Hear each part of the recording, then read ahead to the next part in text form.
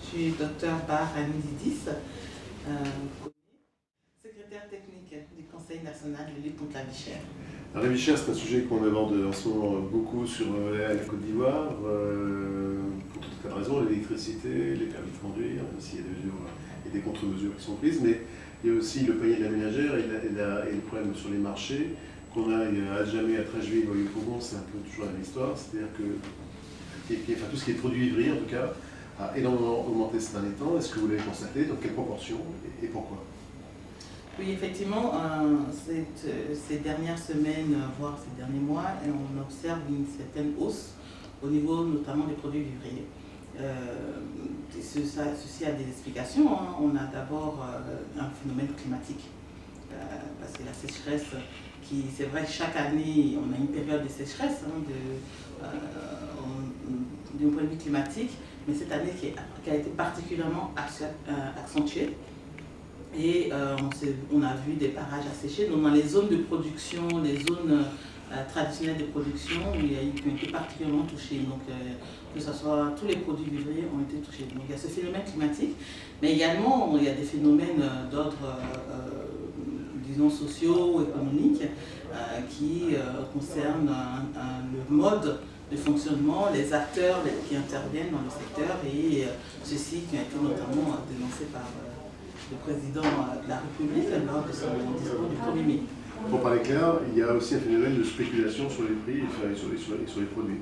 Tout à fait, son excellence, le président Alassane Ouattara en a parlé très clairement, il a dénoncé cela, et nous, à sa suite, nous travaillons à démanteler ces phénomènes-là, des cartélisations, ce phénomène de spéculation sur les produits vivriers qui font qu'aujourd'hui, les zones de consommation, c'est-à-dire les grandes villes, les zones de consommation que sont Abidjan notamment, se voient vraiment dépourvues en quantité à une offre limitée, alors que la population ne fait que grandir, ne fait que s'accroître.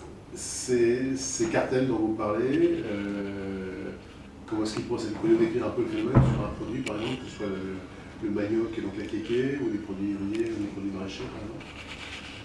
Très concrètement, nous sommes en train de travailler dessus. Donc, comme maintenant que le phénomène prend de l'ampleur et dont on prend conscience, donc il y a des études que le ministre du Commerce a initiées, des études de terrain, des rencontres avec les acteurs pour les comprendre.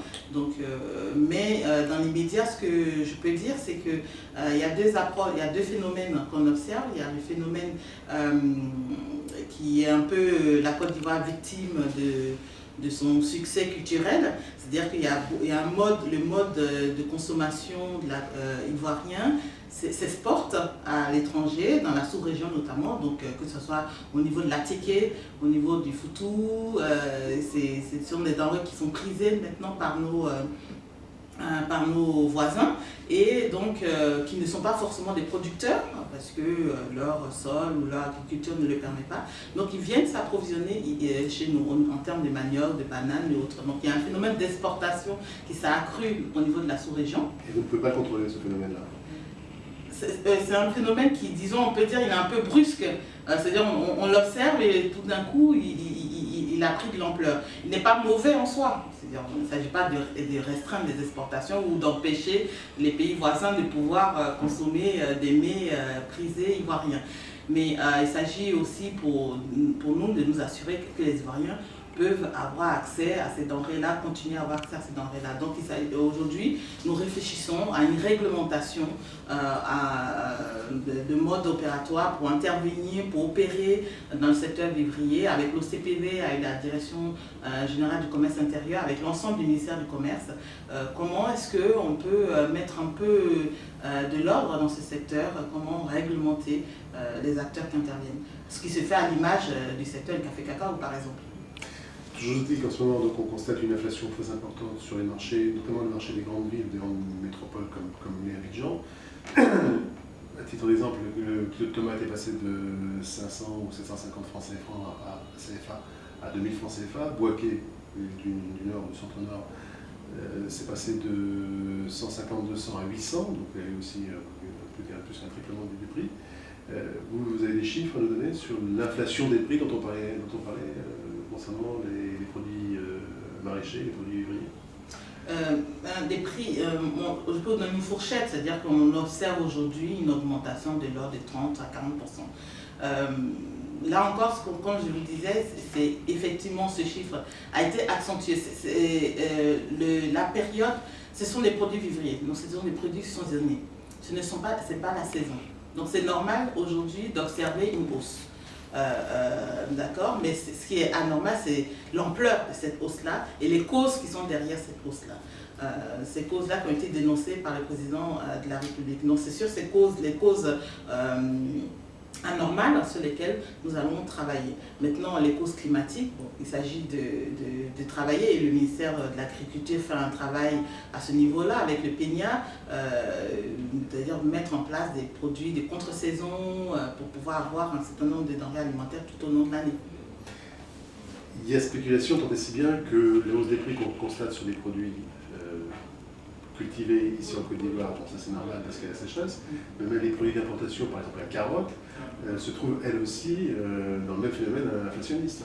Tout à fait, donc c'est ça, c'est pour ça qu'on parle de vraiment une spéculation, c'est-à-dire que les importateurs de ces denrées qui ne sont pas produits en Côte d'Ivoire mais qui sont importés, que ce soit au niveau de l'oignon, la pomme de terre dans une certaine mesure, la carotte, comme vous voulez les citer, qui a priori ne connaissent pas les mêmes problèmes que les produits qui sont cultivés au niveau national, mais se voient leur prix augmenter parce qu'effectivement, il y a un phénomène de spéculation. On voit la banane, le manioc augmenter, on se dit, bon, ben, dans la même veine, on va jouer sur une spéculation artificielle, soit de la rétention artificielle des aliments, ou bien jouer sur une hausse vraiment artificielle, parce que comme ça, on va dire, on donner l'impression d'une flambée générale des prix des produits vivriers.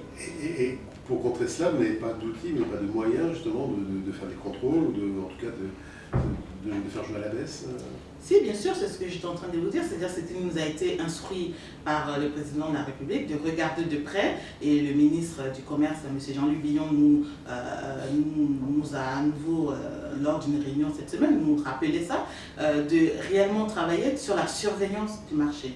C'est-à-dire comment fonctionne le marché, qu'est-ce qui se passe sur le marché, et faire des propositions, des recommandations pour arriver à contrer les phénomènes anormaux qui peuvent être observés. Et l'une des propositions donc, qui va dans ce sens-là, c'est de réfléchir à une réglementation dans l'exercice, les conditions d'exercice dans le secteur des produits vivriers. Mais la réglementation n'existe pas encore, et la surveillance, c'est pas de la coercition, c'est pas empêcher les intermédiaires ou les vendeurs de jouer l'inflation. Vous n'avez pas le moyen d'empêcher ces hausses. Techniquement parlant, il ne s'agit pas d'empêcher les acteurs d'intervenir, d'exercer librement leur activité. Quand il y a abus, là, il y a clairement abus. Justement, donc pour les abus, il faut les constater, et lorsqu'ils sont constatés, des mesures seront prises, c'est-à-dire des coercitions seront prises. Donc pour le moment, on a été interpellés et pris de court, on peut le dire, hein, parce que ce phénomène-là qu'on observait ces dernières années, mais ce n'était pas à ce point-là, on était en train de réfléchir à comment contrer. Mais cette année, ça a pris une telle ampleur que nous sommes clairement interpellés et pour agir au plus vite. Merci Mme Baconnet.